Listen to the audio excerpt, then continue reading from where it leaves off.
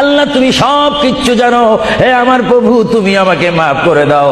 আমার আল্লাহ বলে, তারপরও যদি তোমাদেরকে আমি মাফ না করি, তারপরও বান্দা তোমরা আমার রহমতের দরজা থেকে ফিরে যাইও না। আমি তোমাদেরকে হুকুম দিচ্ছি, ওয়ালাউ আন্নাহুম ইয যালামু আনফুসাহুম জাউকা, বান্দারে যদি গুনাহ করে ফেলো আমার রহমত থেকে মুখ ফিরে তুমি চলে যাইও না। বান্দা, আকাশ পরিমাণ যদি গুনাহ করো, পাতাল পরিমাণ যদি গুনাহ করো, সাগরের পানি পরিমাণ যদি গুনাহ করো, পাহাড় তুলনায় যদি তুমি গুনাহ করো, আমার দরবার থেকে তুমি নিরাশ হইও না। বান্দা, আমি তোমাকে একটি রাস্তা পাঠাই দিচ্ছি, একটি পথ তোমাকে আমি দেখাই দিচ্ছি। সেই পথটি কোন পথ তোমরা জানো?